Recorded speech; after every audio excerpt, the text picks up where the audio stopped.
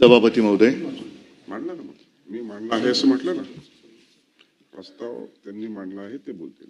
सभापती महोदय,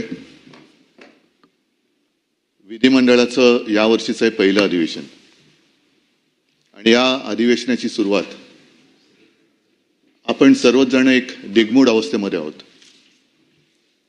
आजपर्यंत नेहमी सभागृहात दिसणारे आपल्याला सर्वांनाच आपले वाटणारे अजितदादा या सभागृहात किंवा या विधिमंडळात आज दिसत नाही, ही खंत आपल्या सगळ्यांच्या मनात आहे. माणसं येतात, माणसं जातात, माणसं असताना त्यांचं महत्त्व कधी कळत नाही आणि ती नसतात त्यावेळेला त्यांचं महत्त्व कळून काही उपयोग होत नसतो. अनेक जण अशी असतात की जी जवळ असताना कळत नाहीत, पण काही जण अशी असतात की जी जवळ आल्यानंतर आपल्याला व्यवस्थित कळतात. या विधिमंडळामध्ये अनेकांच्या राजकीय कारकिर्दीची सुरुवात अजितदादांच्या बरोबरीनेच झाली असेल. काळ एकच आहे, साहजिकच आहे. विशेषतः माझ्या कारकिर्दीची सुरुवात ही अजितदादांच्या पक्षाच्या आणि त्यांच्या विचारधारणेच्या विरोधातली होती. आम्ही कधी एकत्र येऊ असं ध्यानीमनी सुद्धा वाटलं नव्हतं. अजितदादांच्या बद्दल म्हणायचं झालं तर 2 सकाळ अशा होत्या, त्यातली एक सकाळ ही महाराष्ट्राला त्यांच्या कृतीने धक्का देणारी होती आणि दुसरी सकाळ ही महाराष्ट्राला चटका देणारी होती, अंतःकरणाला चटका देणारी होती. आम्ही कधी एकत्र येऊ असं आम्हाला वाटलं नव्हतं. हे जे मी आपल्याला सांगितलं त्यावेळेला साहजिकच आहे, दोन्ही पक्ष हे राजकीयदृष्ट्या एकमेकाच्या विरोधात होते. एकत्र आलो, अनपेक्षितपणाने एकत्र आलो आणि एकत्र आल्यानंतर साहजिकच आहे की मनामध्ये एक नाही म्हटलं तरी अडी होती. त्याच्या आधीची सकाळ मी आपल्याला सांगितली आणि त्याच्यानंतर ही व्यक्ती माझ्यासोबत.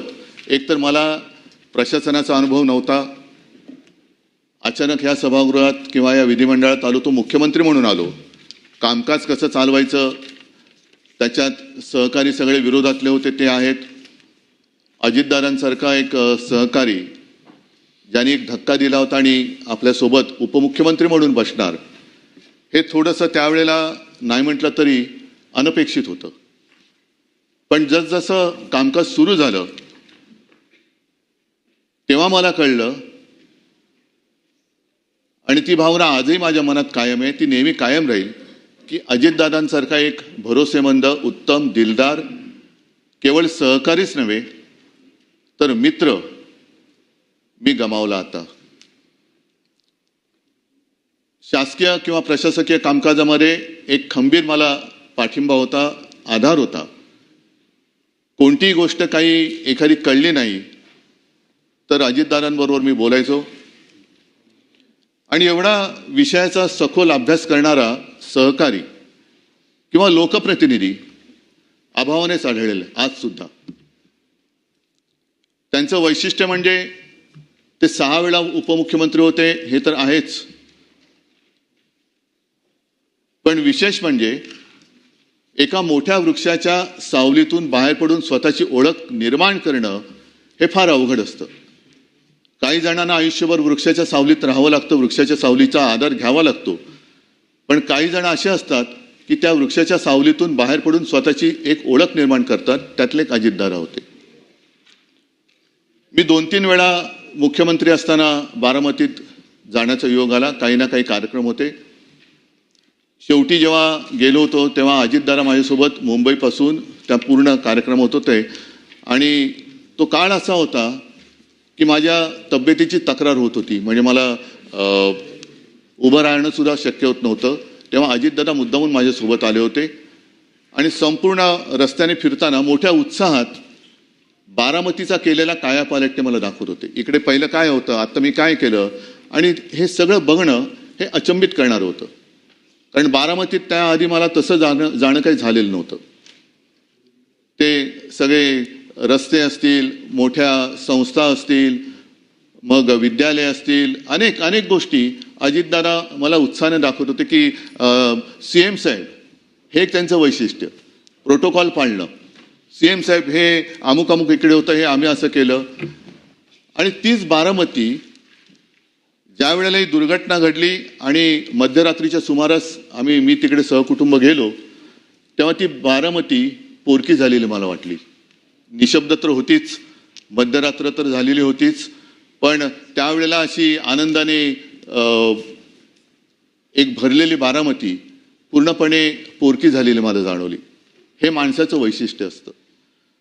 अर्थ खातं तर त्यांनी सांभाळलंच, पण जेव्हा लॉकडाऊनमध्ये मंत्रालय बंद होतं आणि जवळपास अर्थचक्र थांबते की काय अशी परिस्थिती होती, त्याही वेळेला या माणसाने कसा काय तो समतोल साधला, कोणती योजना बंद पडू न देता महाराष्ट्राचं अर्थचक्र सुरू ठेवलं. हे फार त्याला एक कसब लागतं, कौशल्य लागतं, जे अजितदादांकडे होतं. कर्जमुक्ती तर आम्ही आधी केलीच होती. ती कर्जमुक्ती पार पाडणं गरजेचं होतं. पैशाचे स्रोत सगळे थांबलेले होते, पण तरी देखील कर्जमुक्ती करून दाखवली. शिवभोजन ही गोरगरिबांसाठी जी योजना आम्ही सुरू केली होती, ती 10 रुपयाची थाळी ही 5 रुपयात करणं हे गरजेचं होतं. पैशाची आवक काही नव्हती, पण तरी सुद्धा अजितदादांनी ते करून दाखवलं. अशा अनेक गोष्टी मला सांगता येतील. त्याही काळामध्ये मंत्रालय बंद होतं, पण महाराष्ट्र बंद नव्हता. महाराष्ट्र हा चालू होता.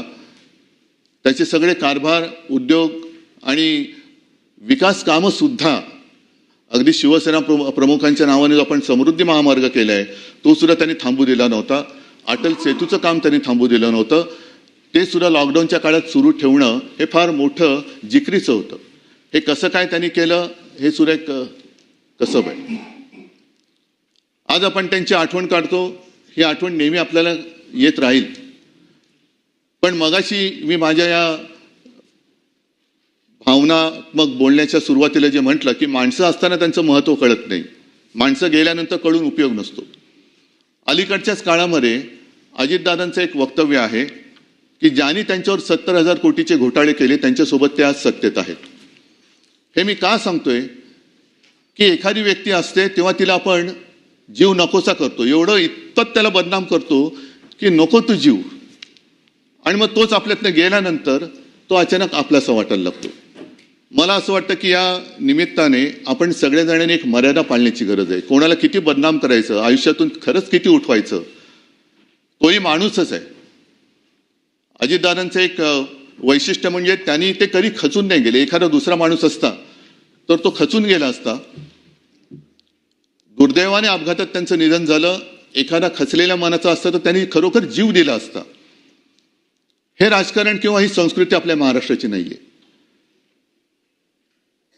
ठीक आहे, एखादा माणूस चुकतो, पण तो चुकल्यानंतर खरंच तो चुकलाय का ह्याची सुद्धा एक खातरजमा करण्याची गरज असते. त्यांनी कधी त्याच्याबद्दल माझ्याकडे देखील कधी असं हे नाही केलं की आता काय करायचं, एवढं सगळं माझ्यावरती आरोप. नाही, त्यांनी त्या सगळ्या आरोपांना आपल्या कामातून उत्तर दिलं.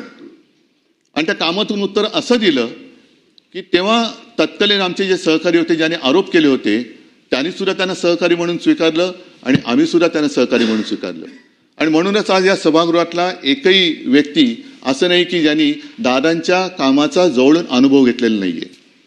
दादांचा स्वभाव असेल, थोडासा तापट असेल, एक तर त्यांच्या आवाजात एक नैसर्गिक भारदस्तपणा होता, त्याच्यामुळे त्यांच्यासमोर अधिकारी सुद्धा थोडेसे असे वचकून असायचे. अनेकदा कळायचंच नाही की हे कौतुक करतायत की दम देत आहेत. पण तो एक दादांचा एक ती शैली होती, दादांची एक लकब होती. बोलताना सुद्धा बिनधास्त बोलायचे. अनेकदा त्यांच्या वक्तव्याने त्यांना अडचणीत आणले हे सुद्धा आपण पाहिलेलं आहे. पण बोलायचं तर बोलायचं, काही काम एखादं करायचं तर बेधडकपणाने करायचं, बेलाशकपणाने करायचं. याचं कारण त्यांच्या मनात कुठे पाप नसायचं.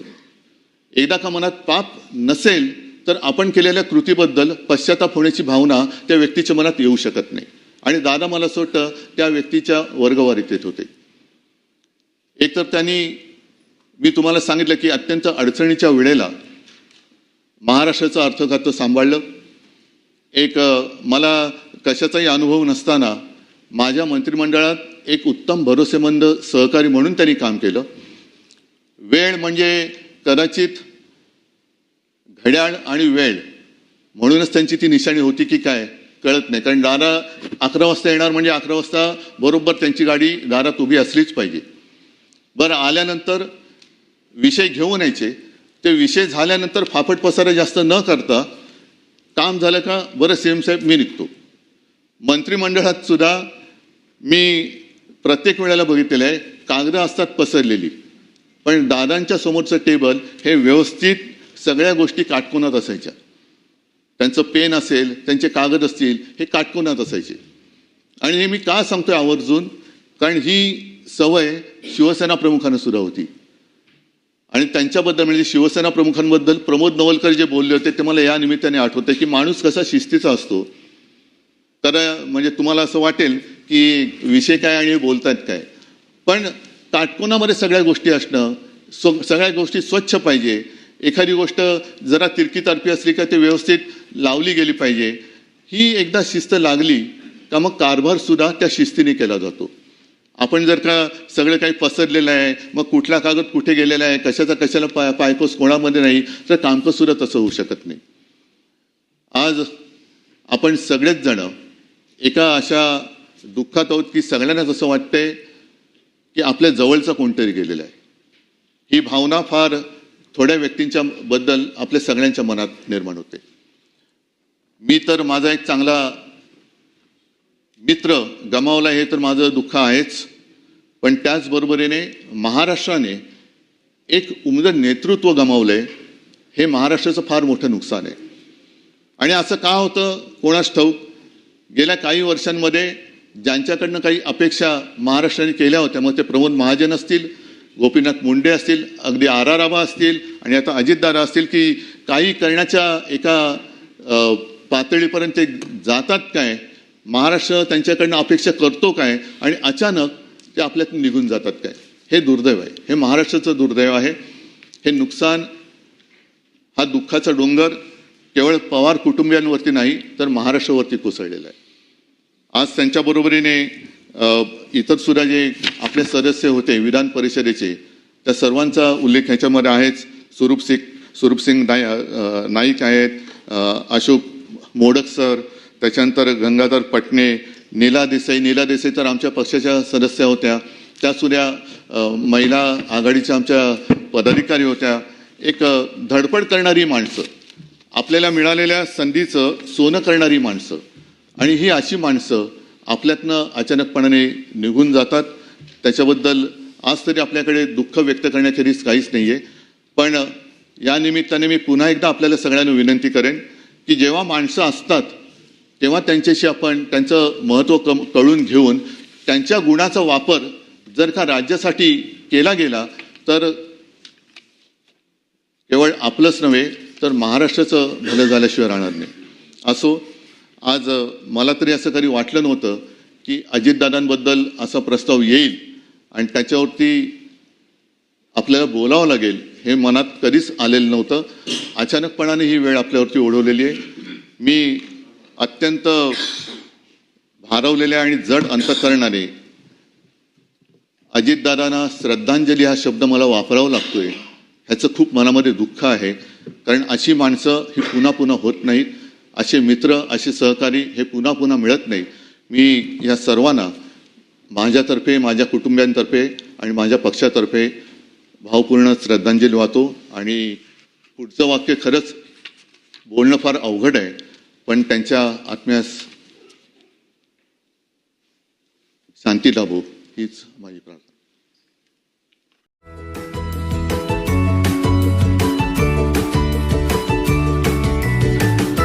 बातम्या शेतीच्या,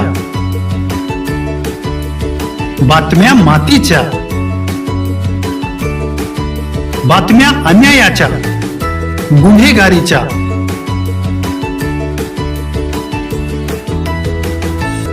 राजकारणाच्या आणि समाजकारणाच्या, शोषणाविरुद्ध बुलंद आवाज, जनसामान्यांच्या हुंकाराची गाज, सत्कार्याला प्रोत्साहन, दुष्कृत्याला अनुशासन, निर्भीड, निस्पृह, सडेतोड, बेधडक आणि रोखठोक म्हणजेच विघ्नहर टाइम्स, शोध बातमीचा, ध्यास सत्याचा. आपलं चॅनल, आपली बातमी. सबस्क्राईब तर कराच, पण बेल आयकॉनवर क्लिक करायलाही विसरू नका.